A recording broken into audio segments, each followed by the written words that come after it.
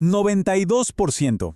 Piensen un momento en esa cifra. En la Bolivia de antes de la revolución, el 92% de toda la tierra cultivable le pertenecía a solo el 6% de los terratenientes. Una desigualdad, bueno, abrumadora, que fue el caldo de cultivo para una de las transformaciones sociales más impactantes de América Latina. Esa cifra fue la mecha que encendió un levantamiento. Y de eso vamos a hablar hoy. Vamos a recorrer la increíble trayectoria del movimiento obrero de Bolivia, cómo llegaron al poder, la traición que sufrieron después y, sobre todo, su espíritu de resistencia que parece inquebrantable. Aquí tenemos nuestra hoja de ruta para hoy. Vamos a seguir esta historia en 5 actos clave. Empezamos con cómo se derrumbó un viejo orden y terminaremos viendo cómo resurgió esa resistencia revolucionaria. Ok, para entender cómo se llega a una revolución de esa magnitud, primero tenemos que transportarnos a la Bolivia de los años 50, un auténtico barril de pólvora social y económico que estaba literalmente a punto de estallar.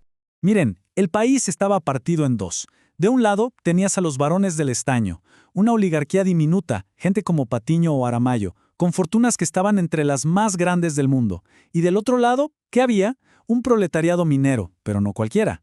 Era una fuerza de trabajo increíblemente fuerte, muy combativa y súper organizada, con ideas muy radicales para cambiarlo todo de raíz. Y ojo, cuando digo ideas radicales no hablo de simples peticiones de mejoras salariales, para nada. Ya en 1946 los mineros habían adoptado la tesis de Pulacayo. Y esto no era un programa de reformas, no, era un llamado directo, sin rodeos, a una revolución obrera para tomar el poder. Esto nos muestra una conciencia política avanzadísima para la época. Hay que quedarse con esta idea porque su espíritu va a volver a aparecer décadas después. Y el barril de pólvora finalmente estalló. Esto nos lleva a la Revolución Nacional de 1952, el momento en que los trabajadores y un partido político, el Movimiento Nacionalista Revolucionario, el MNR, forjaron una alianza en medio del caos para básicamente crear una nación nueva. Y los cambios que hicieron fueron sísmicos. O sea, de un día para otro se instauró el sufragio universal, y el electorado pasó de 200,000 personas a casi 1,000,000. Imagínense, se nacionalizaron las minas, despojando a los viejos varones.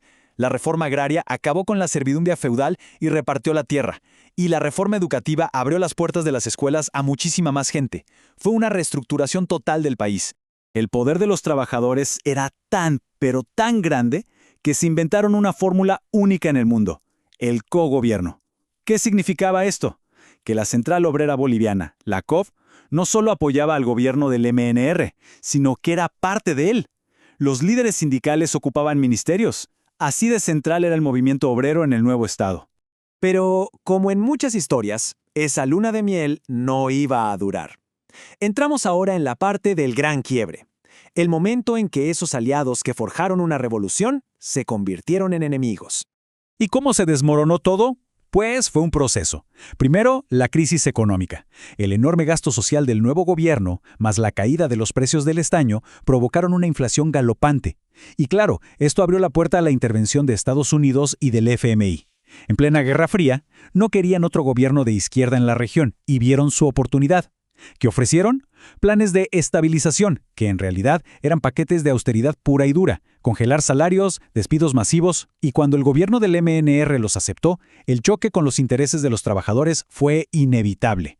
La ruptura era definitiva. ¿Y si a alguien le quedaba alguna duda del verdadero objetivo de esos planes? Bueno, la confesión vino desde adentro. Melvin Burke, un economista de la propia USAID, la Agencia de Desarrollo de EU, describió uno de esos planes como un caballo de Troya, que no tenía ninguna base económica, excepto destrozar el sindicato comunista, una admisión brutal de que el objetivo siempre fue político. El punto de no retorno, el quiebre total, llegó en 1963. El 12º Congreso Minero declaró formalmente al presidente Paz Estenssoro, el mismo hombre al que habían ayudado a subir al poder, como un traidor a los objetivos de la revolución. La alianza estaba oficialmente muerta y enterrada. Y después de la ruptura, llegó la represión. El gobierno revolucionario fue derrocado y reemplazado por una serie de dictaduras militares brutales, todas respaldadas por Estados Unidos y armadas con una ideología nueva y muy peligrosa. Esa ideología era la doctrina de la seguridad nacional. Básicamente era la lógica de la Guerra Fría, pero aplicada hacia adentro. Estados Unidos entrenó a los ejércitos de América Latina para que dejaran de buscar enemigos afuera y empezaran a verlos adentro. ¿Y quiénes eran los nuevos enemigos? Su propio pueblo, los sindicatos, los estudiantes, los izquierdistas. Cualquiera que se opusiera al régimen era un subversivo que debía ser eliminado. Y esta doctrina no se quedó en los manuales, claro, se tradujo en una violencia sistemática. En 1965, el ejército atacó a mineros en huelga en la masacre de Yayagua. En 1967, durante la fiesta de San Juan, una celebración familiar, las tropas abrieron fuego contra las familias mineras. Y en 1974, en la masacre del Valle, dispararon contra una concentración de 20.000 campesinos. Se ve claro el patrón de terror de Estado. Pero, y este es un pero gigante, ni siquiera la represión más brutal pudo apagar la llama de la lucha. Vamos a ver ahora la increíble resiliencia del movimiento obrero que siguió resistiendo y de hecho volvió a soñar con la revolución. Un ejemplo increíble de esto lo tenemos en 1967. A pesar de toda la persecución, del peligro que corrían, los mineros expresaron abiertamente su solidaridad con el movimiento guerrillero del Che Guevara que estaba en Bolivia en ese momento. Esto demostró que su espíritu revolucionario no solo no estaba aplastado, sino que seguía muy vivo. Y el clímax absoluto de toda esta resistencia llegó en 1971. Fue el momento en que aquel sueño que había nacido décadas atrás, con la tesis de Pulacayo, ¿se acuerdan?, intentó hacerse realidad. Fue el intento más audaz de crear un poder alternativo, la Asamblea Popular. Y los objetivos de esta asamblea eran, nada menos que revolucionarios. Escuchen esto. Querían crear milicias para la autodefensa del pueblo, establecer tribunales populares para impartir su propia justicia, implementar el control obrero mayoritario sobre las empresas del Estado y hasta formar un sistema universitario dirigido por los trabajadores. O sea, estaban diseñando un nuevo tipo de Estado desde cero. Pero este increíble experimento de poder popular fue aplastado. El 21 de agosto de 1971, un golpe militar violentísimo, encabezado por el general Hugo Banzer y de nuevo respaldado por Estados Unidos, ahogó en sangre el sueño de la Asamblea Popular.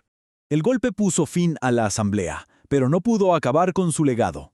La historia del movimiento obrero boliviano, con sus victorias, sus traiciones y sus tragedias, nos deja con una pregunta fundamental, una que resuena con fuerza hasta el día de hoy. ¿Qué pasaría si el pueblo se gobernara a sí mismo?